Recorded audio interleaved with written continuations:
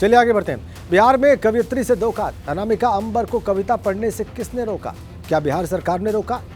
Star कवियत्री अनामिका अंबर ने गंभीर आरोप लगाए हैं, इसलिए हमें सवाल उठा है। बिहार सरकार पर कविता पढ़ने से रोकने का आरोप लगाया गया है। बिहार के सोनपुर मेले में अनामिका अंबर को कविता पढ़ने से रोकने का आरोप है। अनामिका अंबर ने एक वीडियो जारी करके कहा है कि उन्हें सोनपुर मेले में कविता पाठ के लिए बुलाया गया था, लेकिन उन्हें पटना से ही वापस लौटना पड़ा। उन्हें सोनपुर मेले में आयोजित मंच पर जाने ही नहीं दिया गया, बुलाकर कविता पढ़ने से रोक दिया गया। इस मामले के बाद बाकी कवियों ने भी कार्यक्रम का बहिष्कार कर दिया, ऐसा उनका कहना है। और आपको बताएं कि बिहार के सोनपुर मेले में अखिल भारतीय कवि सम्मेलन आयोजित किया गया था। इसमें यूपी में बाबा गाने से मशहूर हुई अनामिका अंबर को भी बुलाया गया था, लेकिन उन्हें कविता पढ़ने से रोक दिया गया, ऐसा उनका आरोप है।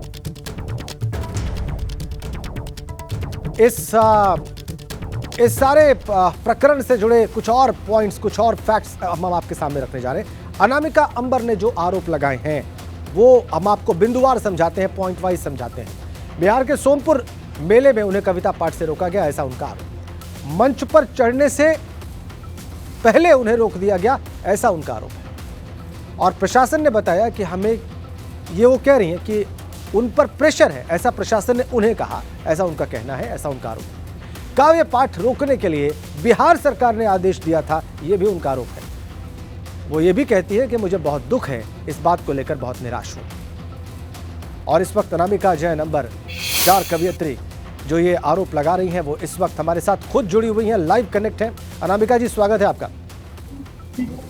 बहुत आभार। अभी हम आपका वीडियो भी देख रहे थे अनामिका जी, और अभी मैं दर्शकों को बता भी रहा था कि आपने क्या आरोप लगाए हैं और क्या आपकी तकलीफ है, वो सब बातें अभी हमने दिखाई हैं। लेकिन एक बार हम आपसे भी सुनना चाहेंगे कि हुआ क्या, हमारे दर्शक सुनना चाहेंगे पूरी बात। जी बिल्कुल। देखिए, अभी इस समय मैं लौट करके वापस आई हूँ पटना से, और कल पटना में जाना हुआ था। सोनपुर मेले का बहुत प्रसिद्ध कार्यक्रम होता है और प्रशासन द्वारा हम लोग आमंत्रित थे उसमें। सभी कवि थे, मैं भी थी, मेरे साथ ही टीम भी थी। और कल बहुत धूमधाम से वहाँ पहुँचे भी, बहुत सारे मेरे प्रशंसक भी वहाँ मिले भी, मिलने आए भी लोग। दोपहर में मुझे पता चलता है कि उन्होंने बोला कि आपको शाम को काव्य पाठ नहीं करना है। मुझे लगा कैसे ना कैसे बात है, सुलझ ही जाएगी। हो सकता है कि कोई गलतफहमी हुई हो, कुछ ऐसे ही। बहुत ज़्यादा सोचा नहीं था कि किसी कारण विशेष से रोका जा रहा होगा। फिर उसके बाद शाम तक बात बहुत ज़्यादा बढ़ जाती है और वो प्रशासन से मुझे ये खबर आती है कि हमारे ऊपर बहुत ज़्यादा प्रेशर है और हमें निर्देश दिए गए हैं कि अनामिका अंबर काव्य पाठ नहीं करेंगी। और बहुत सारे लोगों ने बहुत सारी बातें भी बताई हैं, लेकिन उन्होंने डायरेक्ट जो बोला वो यही है कि अब काव्य पाठ आपको नहीं करने दिया जाएगा, और हमारे ऊपर स्ट्रिक्टली प्रेशर है इस बात का कि काव्य पाठ नहीं करने दिया जाएगा। जी अनामिका जी, क्या ये बता पाएंगे कि प्रशासन के किस स्तर के अधिकारी ने या किसने आपको ये बात कही कि हमारे ऊपर प्रेशर है? प्रशासन ने ही देखिए कहा है, और एडीएम साहब से मेरी डायरेक्ट बात भी हुई है। उन्होंने दुख भी व्यक्त किया बहुत ज़्यादा। उन्हें बहुत दुख हुआ कि उनके हाथ में कुछ नहीं है और अब वो नहीं कर पा रहे हैं।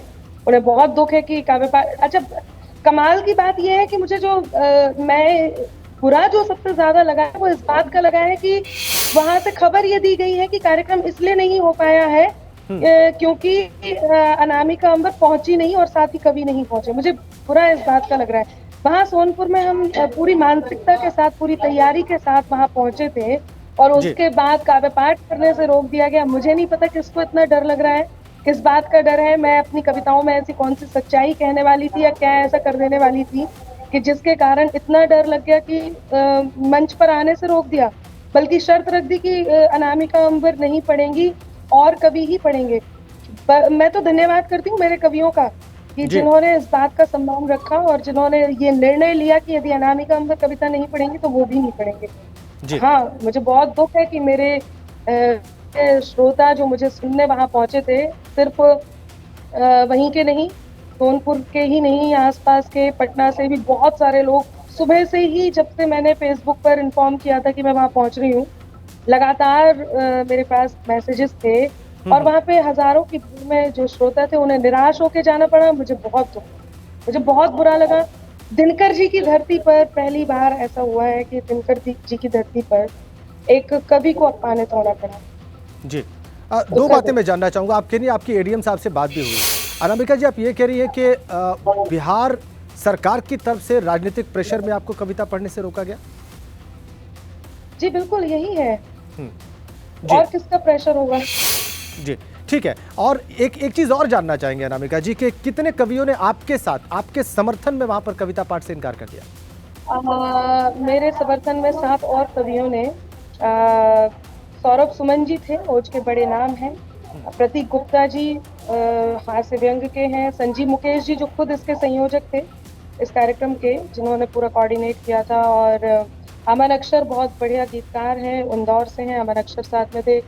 और प्रशांत बजरंगी एक नए स्वर हैं, वो भी बहुत अच्छे हैं, वो भी थे।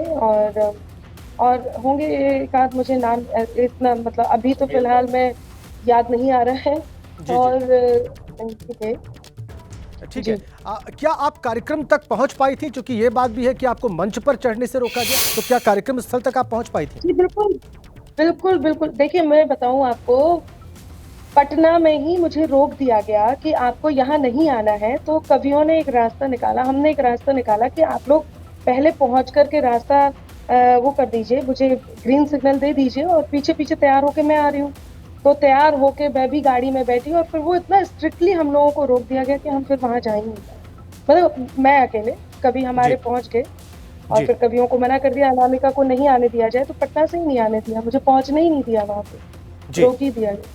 आपको क्या लगता है अनामिका जी? देखिए, आपने बहुत सारे कार्यक्रम किए हैं, ये आपका लंबा अनुभव है कार्यक्रम करने का, देश के अलग-अलग हिस्सों में आपने किए हैं, अलग-अलग मंच पर आपने किया है। लेकिन मुझे नहीं लगता कि कभी ऐसी कोई घटना हुई होगी जिसका जैसा आप जिक्र कर रही हैं यहाँ पर। इतनी बड़ी ऐसी क्या बात हो सकती है?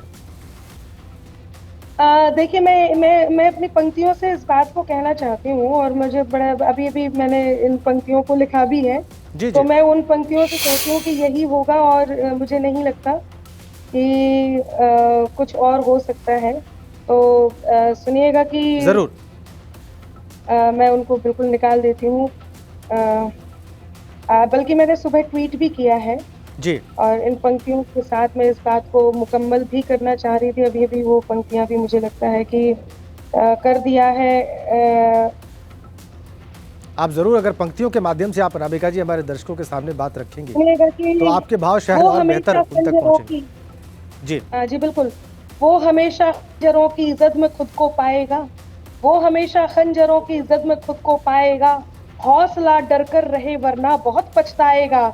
और कर दिया ऐलान झूठे कारवां के मीर ने, साथ जो सच के खड़ा होगा वो मारा जाएगा, साथ जो सच के खड़ा होगा वो मारा जाएगा। तो मैं तो देखिए सच के साथ हूँ और सच बोलती हूँ। मेरी कविताओं में सच है, जो प्रशंसनीय है वो प्रशंसनीय है और जिसकी निंदा करनी है वो निंदनीय है। जो उसकी निंदा करती हूँ, अपनी कविताओं से बात करती हूँ और कविताओं में तो वही बात होती है जो दिखाई देती है। अब किसी को ऐसे लगता है कि मेरी कविताओं से किसी का चेहरा सामने आता है, मेरी कविताओं के दर्पण से, तो शायद यही डर होगा। मैं तो बस यही कहती हूँ। तो अब आगे आपने क्या सोचा है? आगे मैं पहले इस दुःख से बाहर निकल जाऊँ। मुझे देखिए, ये एक साहित्यकार के लिए, एक कलाकार के लिए, एक आर्टिस्ट के लिए बहुत बड़ा क्षोभ का विषय है, दुःख का विषय है कि वो पूरी तैयारी के साथ जाए और उसको वहाँ कवि जो वो काम करता है, जिस कला का वो प्रदर्शन करता है, जो प्रस्तुति वो देता है, उस प्रस्तुति को किसी कारणवश ना देने दिया जाए, यही बहुत दुःख की बात है। फिलहाल तो मुझे यही बहुत बुरा लगता है। जी, धन्यवाद आपका अनामिका जी हमसे बात करने के लिए और अपने भाव यहाँ व्यक्त करने के लिए, अपनी पीड़ा यहाँ रखने के लिए। और चूँकि आपने ये कहा है कि बिहार सरकार के राजनीतिक दबाव में ये कदम उठाया गया, आपको वहाँ पर कविता पाठ करने से रोका गया, तो हमें इंतज़ार रहेगा कि बिहार सरकार आपकी इस बात पर क्या रिएक्ट करती है, क्या उत्तर देती है, चूँकि आरोप बड़ा है उनके ऊपर।